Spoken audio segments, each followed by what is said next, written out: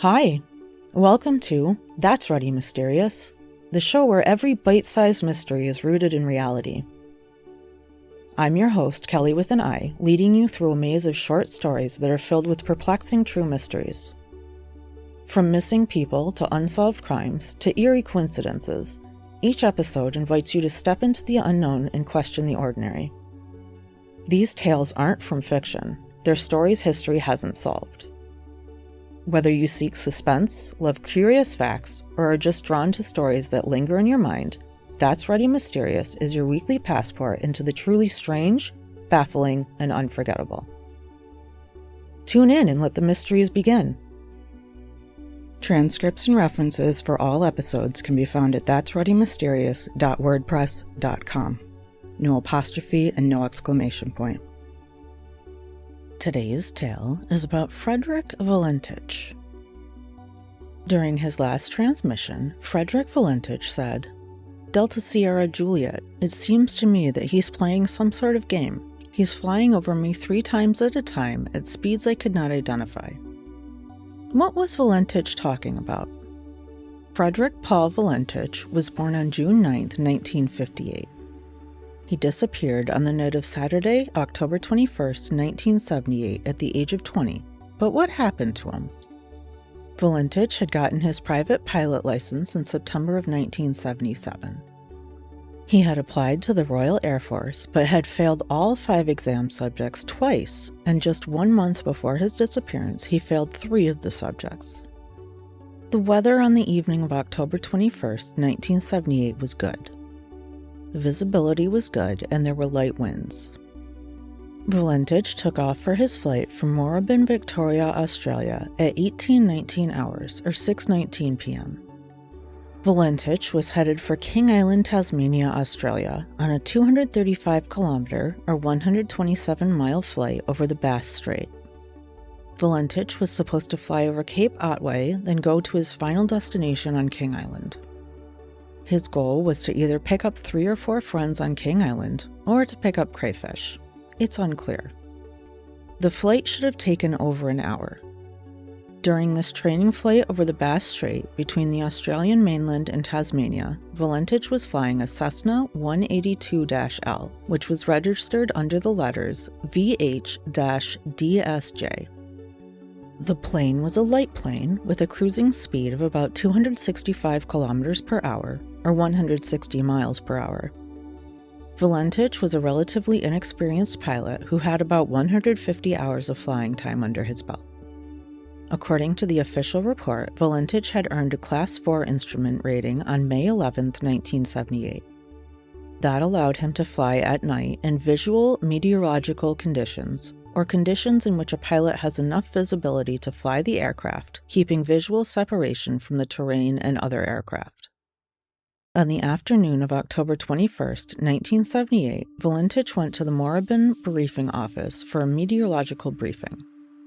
At 5:23 p.m., he submitted his flight plan for a night flight from Moorabbin to King Island and back. Valentich was to cruise below 5,000 feet altitude. It was expected that it would take him 41 minutes to get to Cape Otway and another 28 minutes from there to King Island. The plane had enough fuel to travel for 300 minutes, much longer than the 69 minutes the flight was expected to take.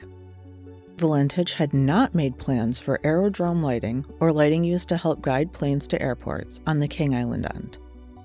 At the time, he had told his briefing officer and the operator's representative that he was picking up friends at Kings Island, and he took 4 life jackets with him on the plane.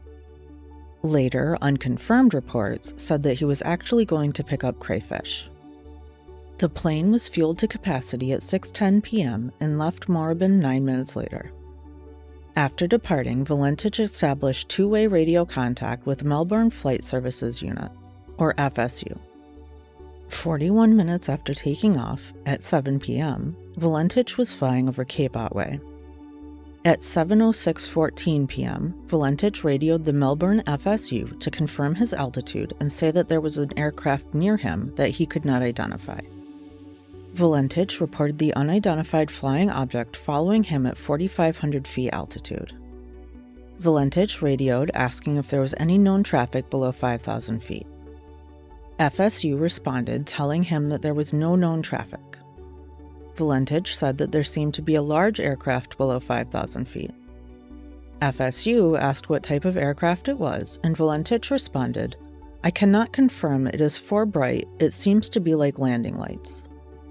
At 7:07:31, Valentich told Melbourne FSU that the aircraft had passed over him at least 1,000 feet above him. FSU asked him to confirm that it was a large aircraft, and Valentich said that was unknown because of its speed. He asked if there were any Air Force aircraft in his area. FSU told Valentich that there was no known aircraft in his area.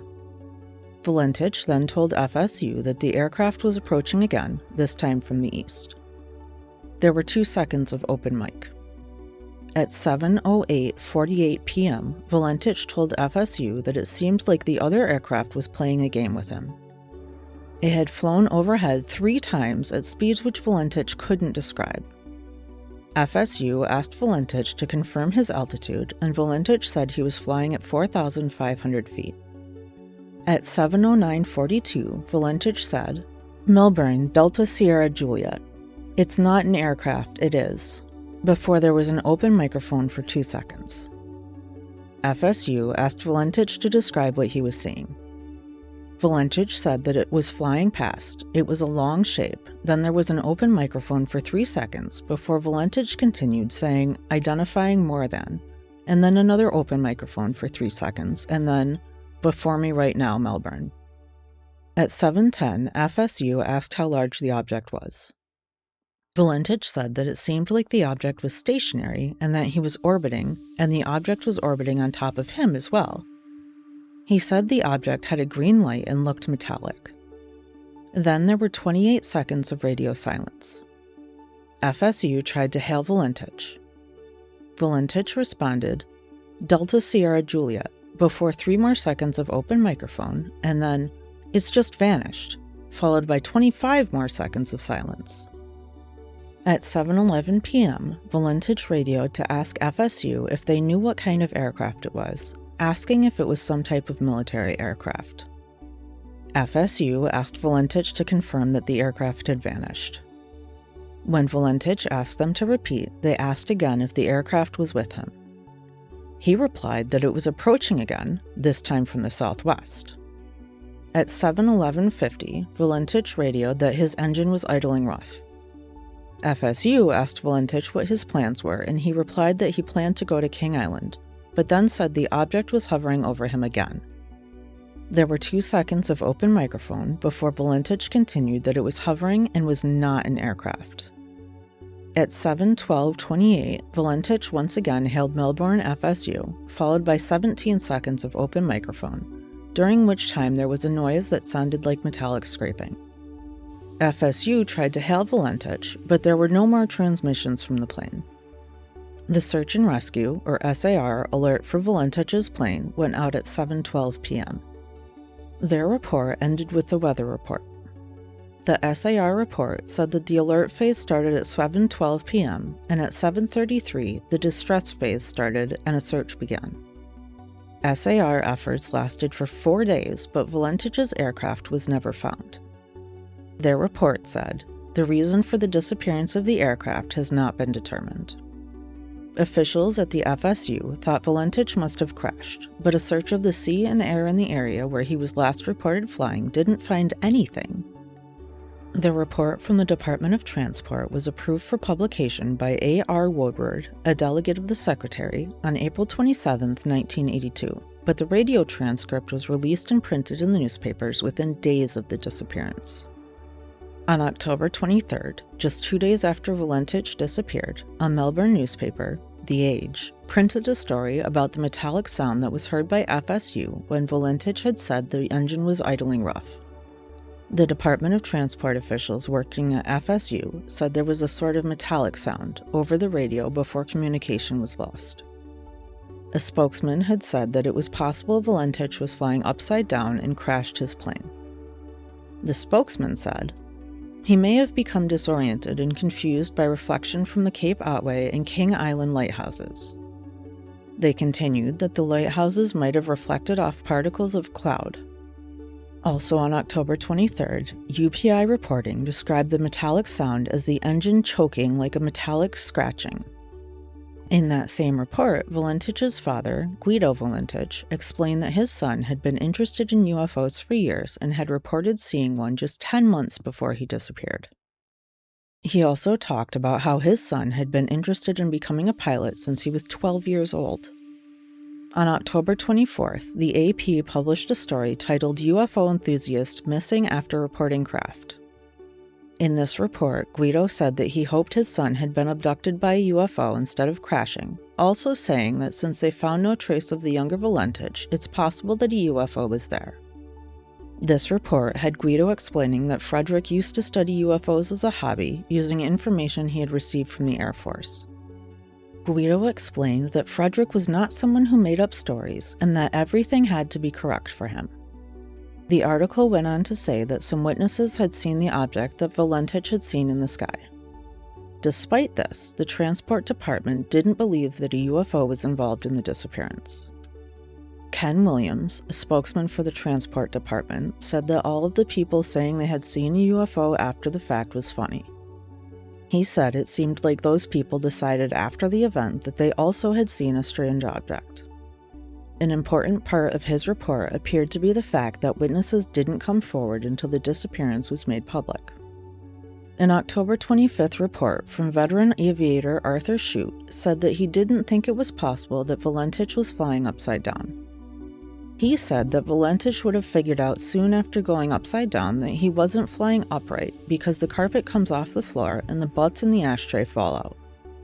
Around this same time, Guido Valentich declared that his son had been abducted by aliens and was being held, hoping for his return within a week or so. This report included information from a bank manager, Colin Morgan, and his wife, who said they saw a large, glowing, star-shaped object hovering in the sky for about an hour on the night of the disappearance. Colin said that the object seemed to be moving with them as they traveled along the highway, also saying, "It was bright and had green flickering lights at one end."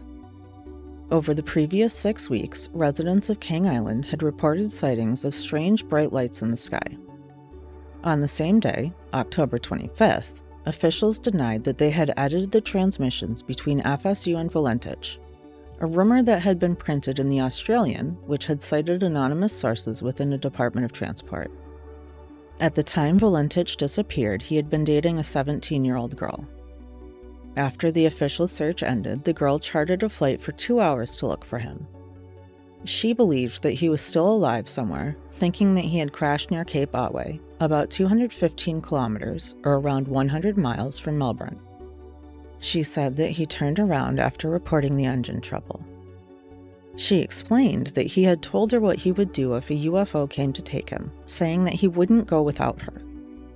A group of Valentich's friends also searched for him on land.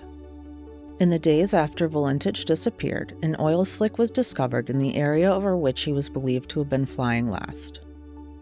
According to the Sydney Morning Herald, tests showed the oil slick was from a marine diesel engine. 5 years after Valentich disappeared, an engine cowl flap washed ashore on Flinders Island. It came from a Cessna 182-L. After Valentich's disappearance, it was discovered that he had gotten several warnings. One was for flying into a restricted zone in Sydney, and 2 were for flying into clouds. On January 20th, 1982, the Nanaimo Daily Free Press, a Canadian newspaper, said that the 20 minutes before the first radio call, a vacationing plumber named Roy Manifold was photographing the sunset over the Bass Strait. He took 6 pictures that seemed normal when he took them. When he developed the film, he saw the 4th and 6th photographs had what he described as a dense black lump, which seemed to be riling the sea, making it look like the object was rising out of the water. The 5th picture doesn't include the object. No new evidence regarding the disappearance was collected until 2014. At that time, a UFO action group in Victoria said that an unidentified farmer had seen a 30-meter, or 98-foot, aircraft hovering over his farm on the morning after Valentich's disappearance. He also said that Valentich's airplane was stuck to the side of the UFO and was leaking oil. computer search of the sky on the night of Valentich's disappearance showed that the lights Valentich saw were probably Venus, Mars, Mercury, and the bright star Antares. These lights would have been in a diamond shape and could have been seen as the elongated diamond that Valentich reported seeing. It has been determined that while Valentich should have been paying attention to his instruments, he was distracted by the object hovering over him, which would have disoriented him. The plane then began a graveyard spiral, which led to a crash. What happened to Frederick Valentich on the night of October 21, 1978? There are several theories. The plane had enough fuel to fly 800 kilometers, or almost 500 miles. Some think Valentich staged his disappearance. Even though the night was clear and conditions were ideal, the airplane was not plotted on any radar, so it may have never even been near Cape Otway. Melbourne police received reports of a light aircraft landing not far from Cape Otway on the night of Valentich's disappearance. Did he land and run away? Some people think that Valentich became disoriented and flew upside down. The lights he saw would have been the reflection of his own airplane's lights in the water. He then crashed into the water. Aviation experts have ruled this theory out. They say that the Cessna couldn't have flown upside down for very long.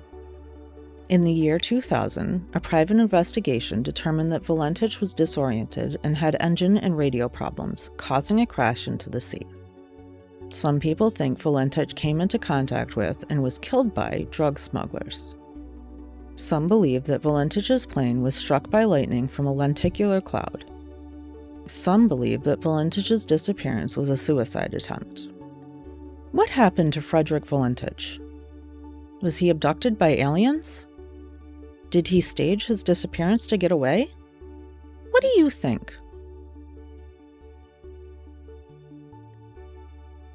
Thank you for joining me on our adventure through today's mystery. The stories that That's Ready Mysterious covers are often stranger than fiction.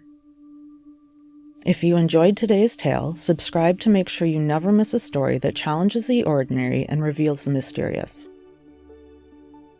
Until next time, keep questioning and remember the world is full of mysteries yet to be explored.